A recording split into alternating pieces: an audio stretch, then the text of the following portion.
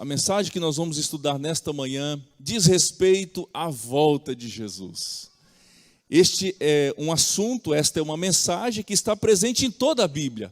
Somos chamados de adventistas, porque cremos no advento, cremos na volta de Jesus. Nós temos aí centenas de promessas acerca da volta de Cristo em toda a sua palavra. Por isso este é um assunto que a gente precisa relembrar e estudar. E nesta manhã nós vamos falar um pouquinho sobre o preparo para a volta de Jesus.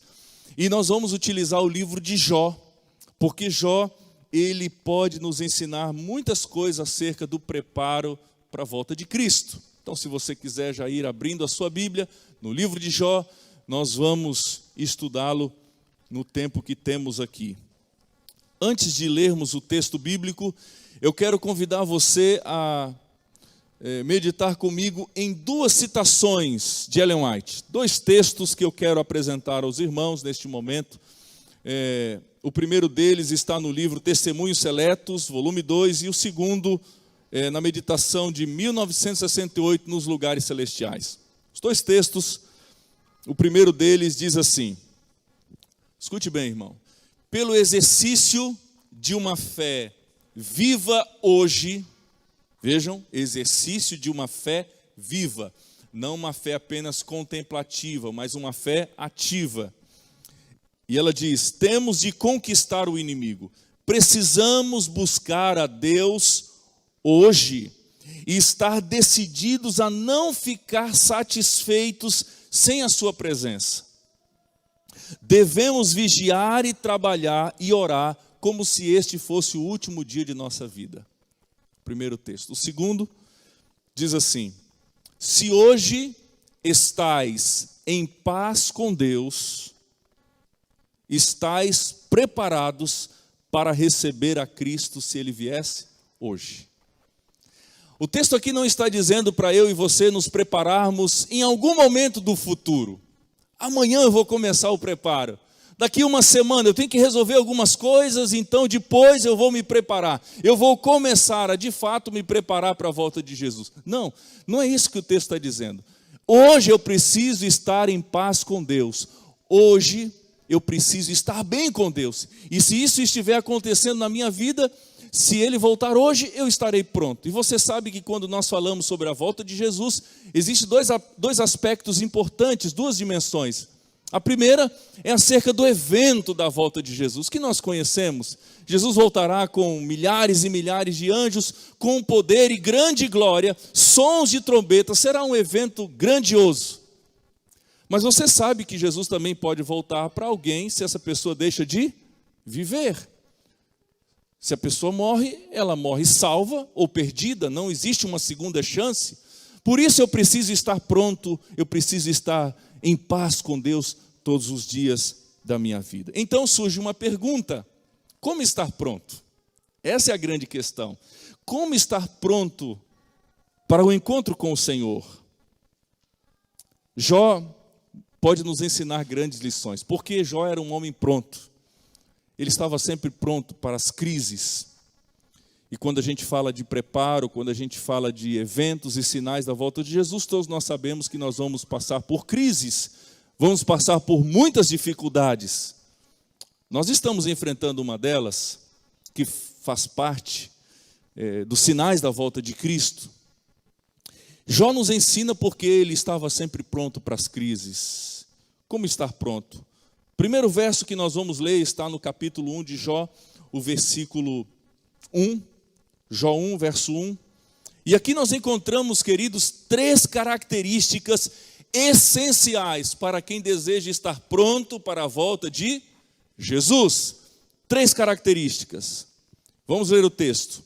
Havia um homem na terra de Uz, cujo nome era Jó. Este homem era íntegro e reto, temia a Deus e se desviava do mal. Quero destacar essas três características. Era um homem íntegro, reto, era um homem temente a Deus e era alguém que se desviava do mal. Existem algumas traduções que no lugar da palavrinha íntegro aparece a palavra perfeito. Original aí, o significado maior é a palavra perfeito. A Bíblia diz que Jó era um homem perfeito.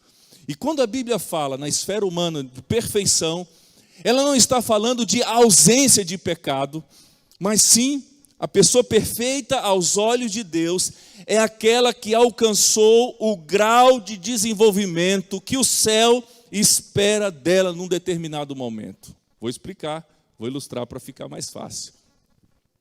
Eu tenho 2 filhas. Quando elas nasceram, os médicos disseram que elas eram perfeitas.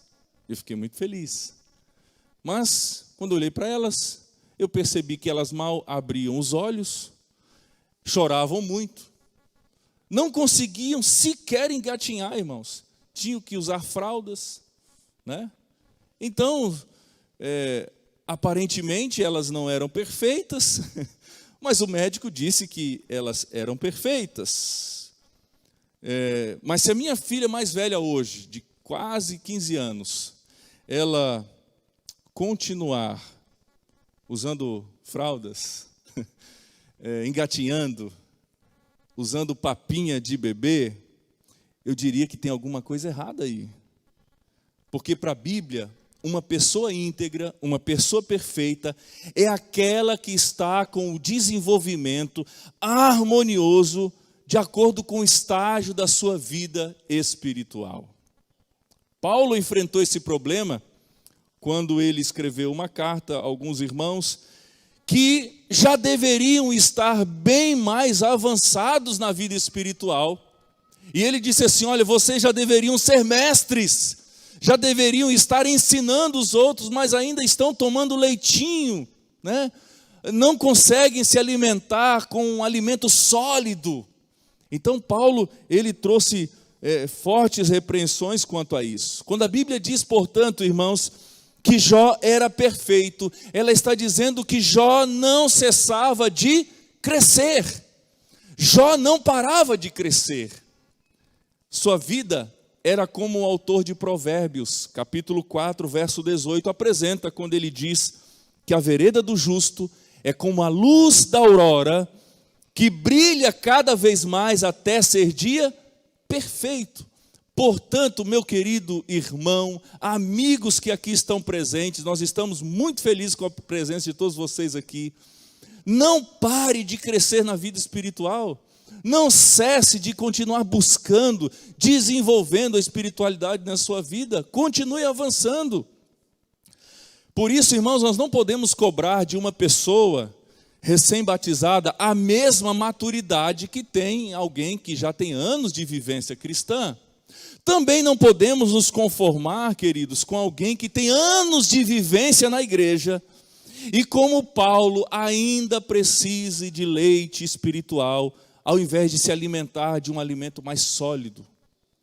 É triste, irmão, vermos pessoas que estacionaram na vida cristã, pararam, não conseguem dar razão da sua fé aos outros, não conseguem se aprofundar nas doutrinas bíblicas, buscar um alimento mais profundo, não usam os seus dons no serviço do Senhor, não desenvolveram a sua fidelidade a Deus, continuam como pessoas briguentas, temperamentais, sensíveis demais, né?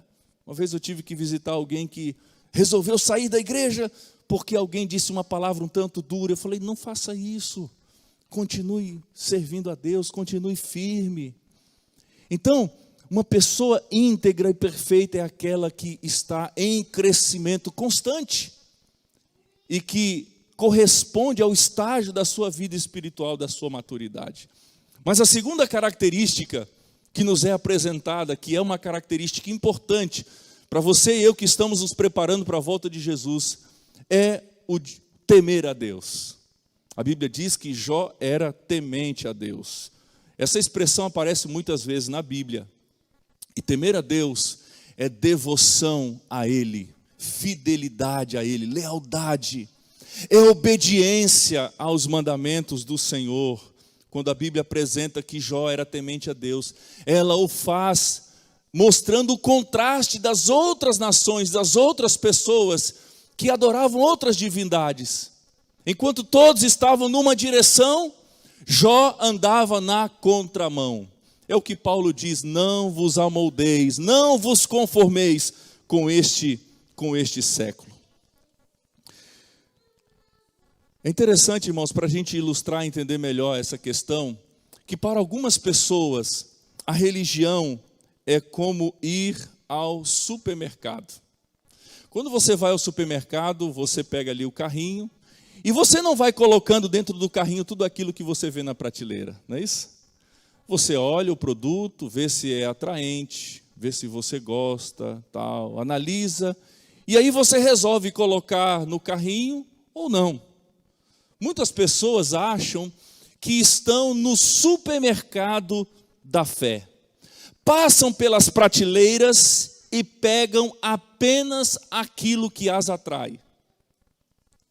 As exigências do reino de Deus, as renúncias que precisam ser feitas, ficam nas prateleiras.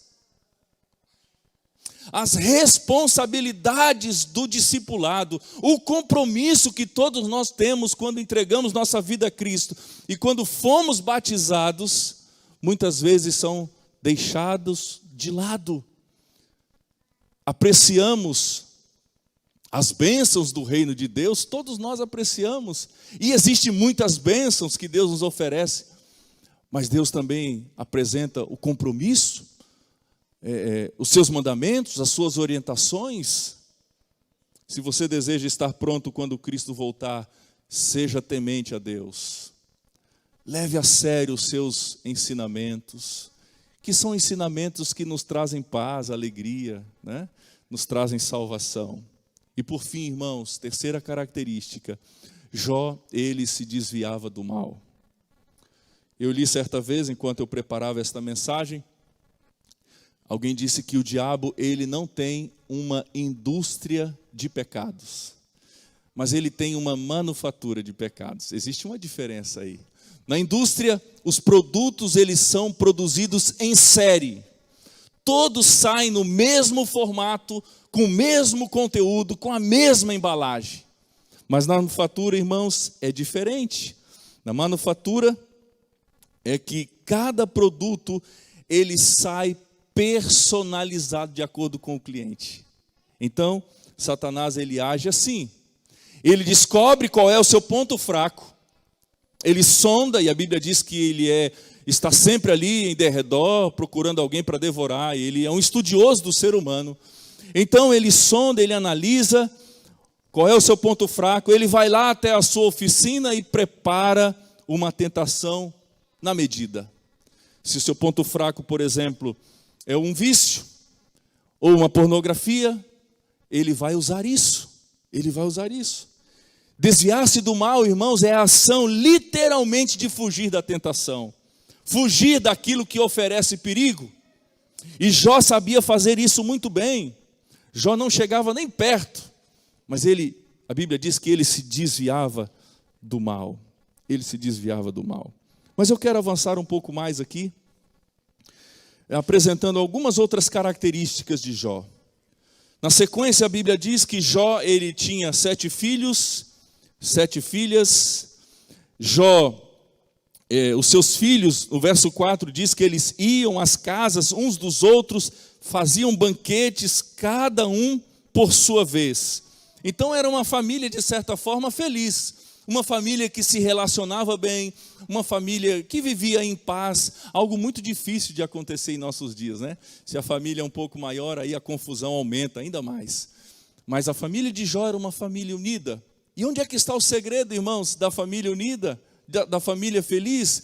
Se você continua lendo no verso 5, diz ali no verso 5, quando se encerrava o ciclo de banquetes, acompanhe comigo aí, cada um por sua vez mandava convidar as suas 3 irmãs e comerem, quando se encerrava o ciclo de banquetes, Jó chamava os seus filhos e os santificava. Olha o que Jó fazia, chamava os seus filhos e os santificava. E o texto continua dizendo que Jó, ele se levantava de madrugada e oferecia holocausto segundo o número de todos eles, pois pensava assim: talvez os meus filhos tenham pecado e blasfemado contra Deus em seu coração. Jó fazia isso de vez em quando? Continuamente. O segredo, irmãos, está aqui. Jó entendia qual era o seu papel, qual era a sua responsabilidade como sacerdote da casa. E ele orava, ele intercedia, ele apresentava a sua família continuamente. Agora, irmãos, eu quero convidar você a mudar um pouco o cenário aqui da história de Jó e se reportar para o que acontece no verso 6. Verso 6 diz assim: num dia em que os filhos de Deus vieram apresentar-se diante do Senhor, quem mais veio? Satanás. Satanás aparece na reunião, ele não foi convidado.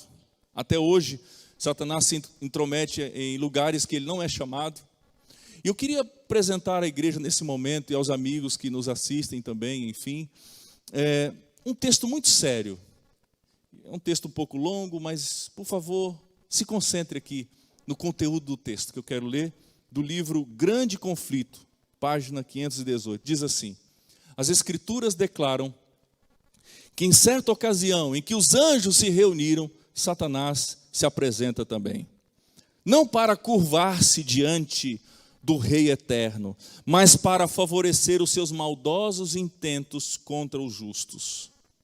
Com o mesmo objetivo, preste atenção, com o mesmo propósito, ele está presente quando os homens se congregam para o culto a Deus, posto que o culto das vistas está a trabalhar com toda a diligência para dirigir os espíritos ou espírito dos adoradores, semelhante a um hábil general. Ela diz: formula de antemão seus planos, vendo ele, o mensageiro de Deus, examinando as Escrituras, toma nota do assunto a ser apresentado ao povo.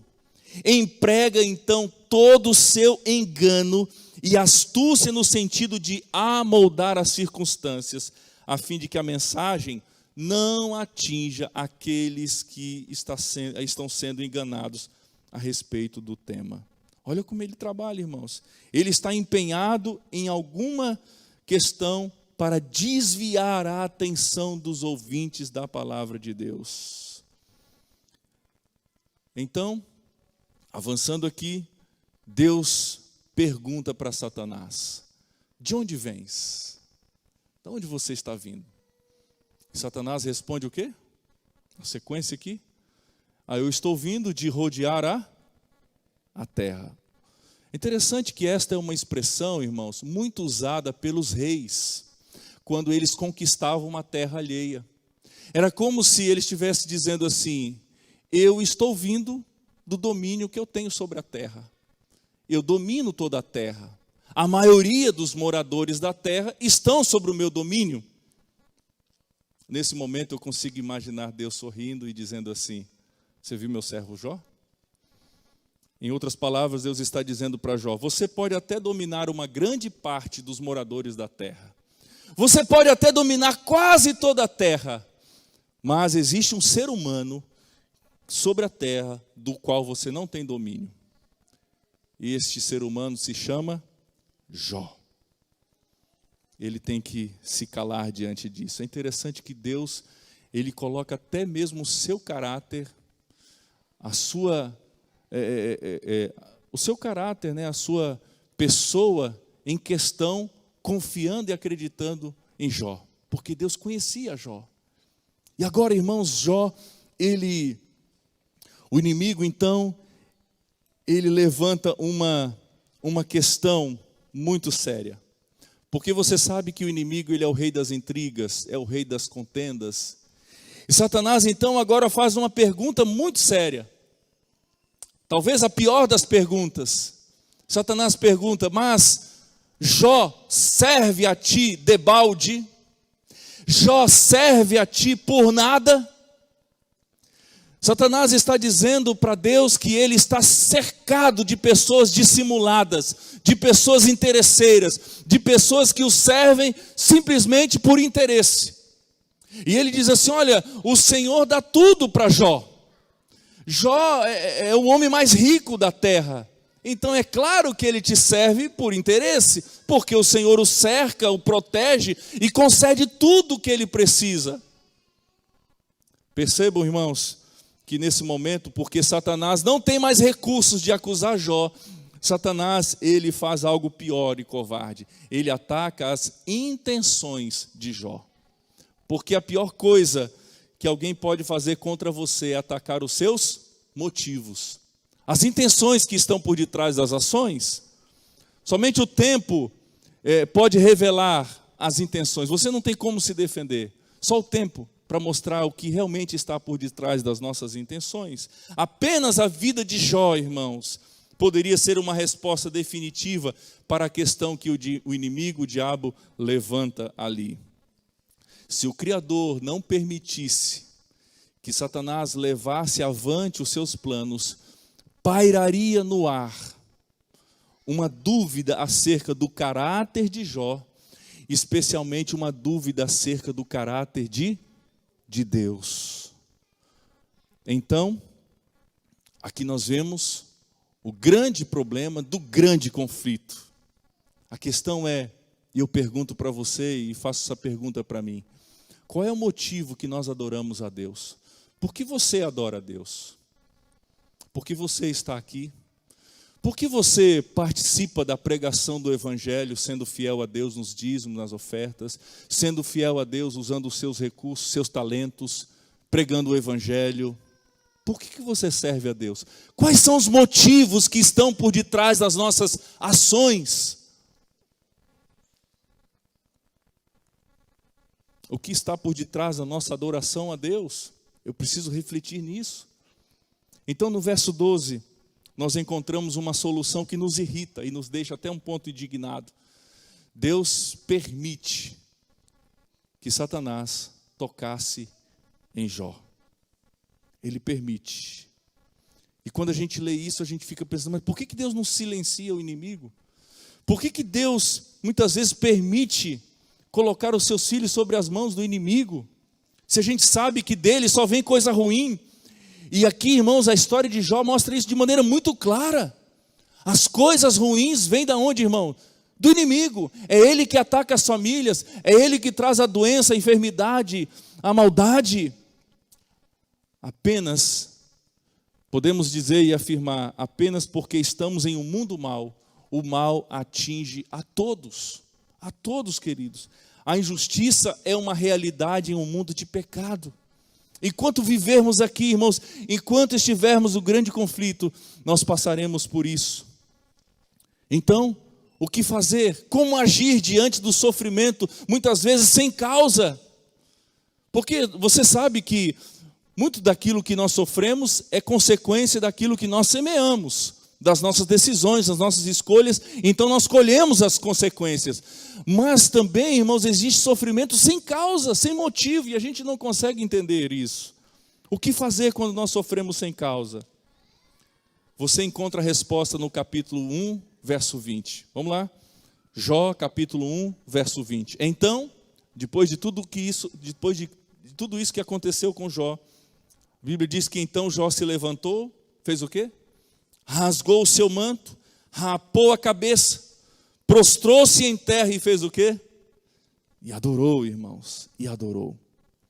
Depois ele diz: nu saí do ventre da minha mãe, nu voltarei, o Senhor o deu, o Senhor o tomou, bendito seja o nome do Senhor. Como é possível alguém fazer isso? Como é possível, irmãos? Da onde vem tanta força emocional, tanta força espiritual? Quantas vezes a gente passa por dificuldades, por problemas, e a gente já se desespera, não é? E Jó aqui, irmãos, a história de Jó, ele perdeu todos os seus filhos, perdeu todos os seus bens. A gente costuma muitas vezes acusar a pobre esposa de Jó, mas consegue imaginar, irmãos, o sofrimento dessa mulher também? O desespero que essa mulher passa, perder toda a família, todos os filhos. E o que Jó faz então, irmãos? A Bíblia diz que Jó ele raspa a cabeça, ele está sofrendo, ele está sentindo muita dor, mas em nenhum momento ele blasfema contra Deus.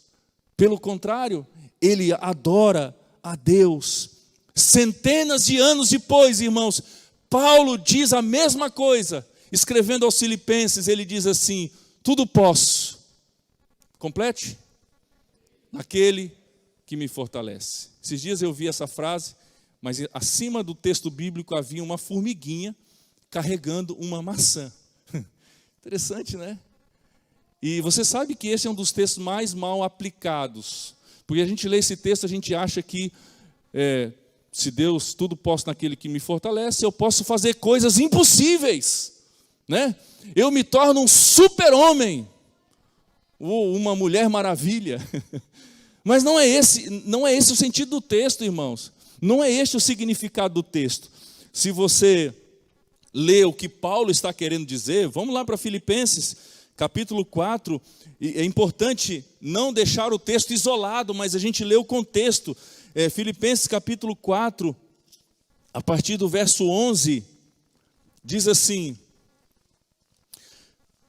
Filipenses 4, verso 11, Paulo está dizendo: digo isto, não porque esteja necessitado, porque aprendi, olha aqui, irmãos, Paulo está dizendo que ele aprendeu a viver o quê? Contente em toda e qualquer situação. Eu sei o que é passar necessidade. Ele está dizendo aqui. Eu sei o que é passar dificuldade. Eu sei o que é ter abundância e não ter abundância, enfim. Aprendi o segredo de toda e qualquer circunstância, tanto de estar alimentado como de ter fome, tanto de ter abundância como de passar necessidade. E depois ele diz: tudo posso naquele que me fortalece. Perceba, irmãos, que a Bíblia, o que ela está nos transmitindo aqui é que nós poderemos suportar todas as coisas naquele que nos fortalece. E foi exatamente isso que aconteceu com Jó. Senão ele poderia ter evitado as tragédias, mas ele conseguiu suportar o sofrimento. E Paulo está dizendo: olha, você pode suportar todas as coisas, se você tiver Deus na sua vida que o fortalece. Quando o sofrimento chegar à sua vida, aproxime-se mais de Jesus. É interessante que foi depois do sofrimento de Jó, que ele disse lá em Jó 42, verso 5, ele diz assim, depois do sofrimento, ele diz: os meus ouvidos ouviram a teu respeito, mas agora os meus olhos te viram. O sofrimento, portanto, ele também tem o seu papel pedagógico, ele nos ensina, ele nos aproxima mais de Deus, daquele que tudo pode, daquele que é a força e é o poder. Jó aprendeu a confiar em Deus na prosperidade e também na adversidade. Ele aprendeu a permanecer firme, mesmo não entendendo o porquê das coisas. E quando ele pergunta lá no final do livro, você encontra ali, quando ele começa a perguntar: Senhor, por quê? Por quê? Por quê? Deus responde. Mas Deus não responde os porquês de Jó. Deus responde quem é o Criador. Ele é o Criador, Ele é o Todo-Poderoso. Jó, irmãos, aprendeu, portanto, a conviver com perguntas sem respostas. No grande conflito, na realidade em que estamos vivendo, você e eu precisamos aprender a conviver com perguntas que muitas vezes nós não temos respostas. Durante este ano nós temos sofrido muito com perdas, que até esse momento o nosso coração fica dilacerado. Pessoas queridas que tínhamos aqui e hoje não estão mais conosco. E as perguntas, elas permanecem na mente. Senhor, por quê? Deus, ele responde para Jó. E Deus mostra para Jó que ele podia confiar nele. E Jó, o ápice da mensagem do livro de Jó, você encontra no capítulo 19, verso 25, que ele diz assim: porque eu sei, mesmo que eu esteja sofrendo, mesmo que eu esteja passando por tudo isso aqui, eu sei que o meu Redentor está o quê? Vivo, e por fim se levantará sobre a terra. Eu sei que o meu Redentor vive. Eu quero concluir aqui, o tempo avança, mas eu gostaria de concluir a mensagem com as lições que nós aprendemos, nós que estamos nos preparando, você que acredita na volta de Jesus, e nós que estamos nos preparando para o retorno dele. Primeira lição: aprenda a confiar em Deus, porque quando vier os dias maus, você estará preparado. E eles virão, viu, irmãos? Não se iluda. Ah, minha vida está tudo muito boa, tal. E eu não sou pregador do caos, tá? Não sou pregador do caos, nem alarmista, nem nada disso. Mas a realidade do mundo é essa. Em algum momento, a crise, a dor, o sofrimento, ele vai chegar. E quando chegar, a gente precisa estar o quê? Preparado. Precisamos estar bem com Deus. Segundo, Deus, ele pode purificar os nossos motivos, as nossas intenções. Se porventura, em muitos momentos da sua vida, você fez uma coisa boa, mas com uma motivação egoísta, com uma intenção não santificada, Deus, ele pode santificar os nossos pensamentos, as nossas razões. Amém? Terceira lição: seja uma pessoa de oração. É interessante que o livro de Jó, irmãos, começa com Jó fazendo o quê? Orando pelos filhos, e termina como? Jó orando pelos amigos. E quando ele está fazendo isso, então Deus vem, responde e muda completamente a sorte de Jó, muda completamente a realidade, devolve tudo aquilo que ele havia perdido. Sabemos que vai chegar um momento em que Deus devolverá, restituirá tudo aquilo que nós perdemos nesse mundo de dor e de sofrimento. Ele não falha em suas promessas. Quarto motivo, ou quarta lição: o mal sempre vem do inimigo, não tenha dúvida disso. Quinto, aprenda também a viver pelas pessoas. Jó, queridos, Jó 29, verso 12, se você quiser conferir depois na sua Bíblia, Jó vivia para os outros. A sua fé não era uma fé morta, não era uma fé estática, mas Jó se preocupava, queridos, com os menos afortunados. Jó se preocupava com os pobres, Jó se preocupava com as viúvas. A sua fé era demonstrada em ações, em atitudes. Esta é uma lição importante que eu preciso vivenciar e aplicar em minha vida.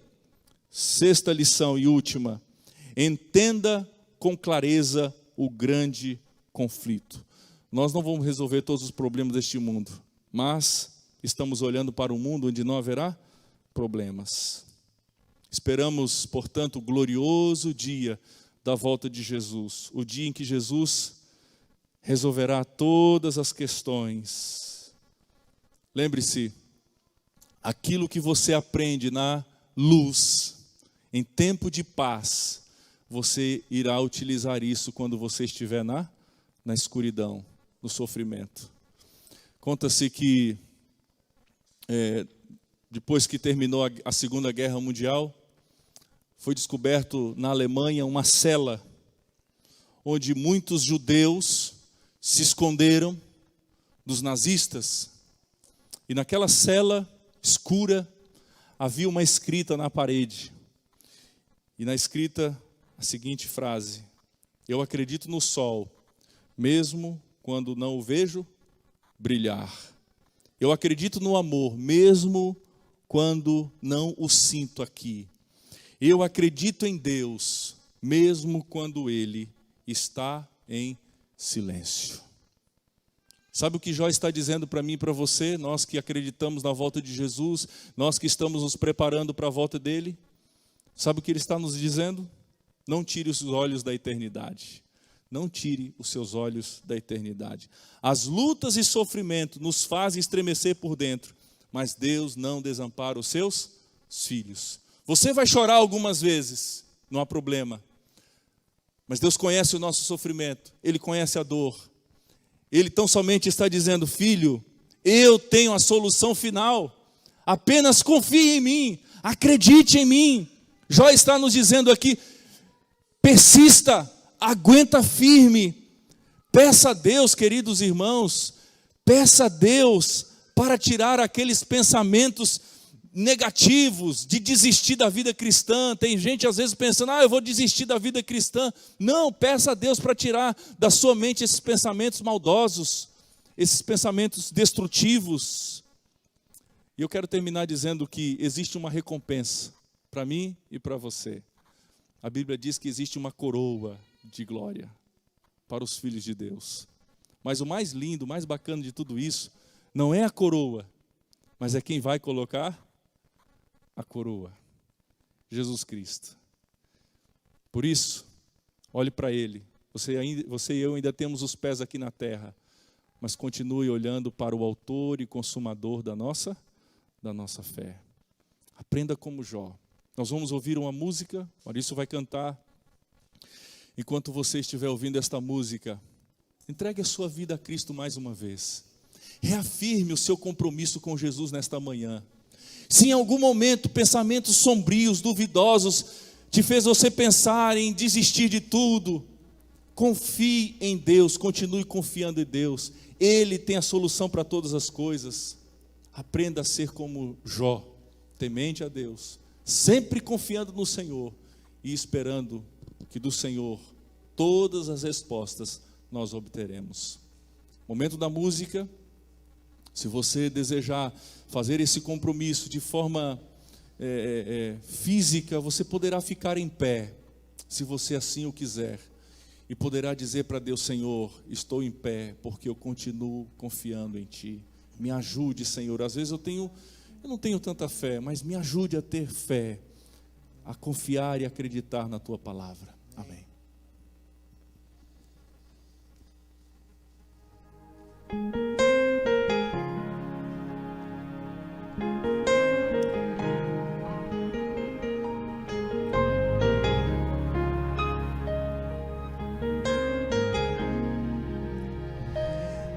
Tá chorando porque se você tem um Deus que cuida de você e jamais te esqueceu, Ele sabe de tudo que você tá passando e mandou te dizer que Ele tá cuidando.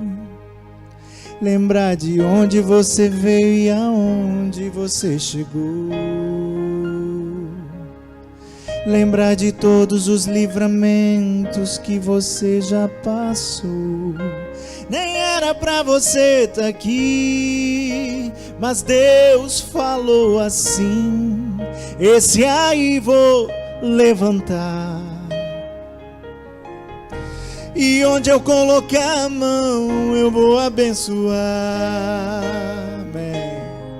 Não chore, quem cuida de você não dorme. Levanta, tem muita gente que te ama. Deus mandou te dizer que vai acontecer. Deus mandou te falar que tudo vai passar. Lembrar de onde você veio e aonde você chegou. Lembrar de todos os livramentos que você já passou. Nem era pra você estar aqui, mas Deus falou assim: esse aí eu vou levantar. E onde eu colocar a mão, eu vou abençoar. Não chore, quem cuida de você não dorme. Levanta, tem muita gente que te ama. Deus mandou te dizer que vai acontecer. Deus mandou te falar que tudo vai passar. Não chore, quem cuida de você não dorme. Levanta, tem muita gente que te ama. Deus mandou te dizer que vai acontecer. Deus mandou te falar que tudo vai passar. Creia. Tudo vai passar. Acredite. Ele vai fazer a diferença. E já está fazendo. Aleluia. Oremos. Querido Deus, quando nós pensamos, quando o nosso coração é alcançado pela mensagem do Teu breve retorno, o nosso coração enche-se de esperança, de alegria, em sabermos que todas as Tuas promessas o Senhor há de cumprir, todas elas. Mas enquanto estamos aqui neste mundo, nós sofremos, choramos, por vezes dúvidas assaltam a nossa mente, passamos por provações, dificuldades, perguntamos e muitas vezes não obtemos as respostas desejadas, mas o Senhor está vivo, o Senhor não está dormindo, o Senhor está atento ao clamor de cada um de nós. Então somente nos ajude, Senhor, a confiarmos em Ti, como Jó, depositarmos todos os nossos pesares, todas as nossas inquietações, tudo que temos e somos em Tuas mãos, porque sabemos que um dia, muito em breve, o Senhor há de voltar, e quando esse dia chegar, nós vamos poder louvar e exaltar o Teu santo e bendito nome e dizer: este é o nosso Deus a quem nós esperávamos. Por favor, Senhor Deus, toma os Teus filhos aqui em Tuas mãos. Se porventura há alguém aqui entre nós que está passando por momentos difíceis, seja no casamento, financeiro, saúde, toma este Teu filho, esta Tua filha em Tuas mãos, Senhor, e ajude-os a acreditarem que o Senhor é todo-poderoso e que tem as respostas para todos os nossos questionamentos, e um dia o Senhor há de respondê-las, um dia o Senhor há de revelá-las. Fica conosco, nos dê um restante de sábado feliz em Tua presença, nos leva em paz para os nossos lares, é o que nós Te pedimos e agradecemos, em nome de Jesus. Amém, Senhor. Amém. Que a paz de Cristo esteja em teu coração e a palavra do Senhor te fortaleça a cada dia neste mesmo espírito. Amém.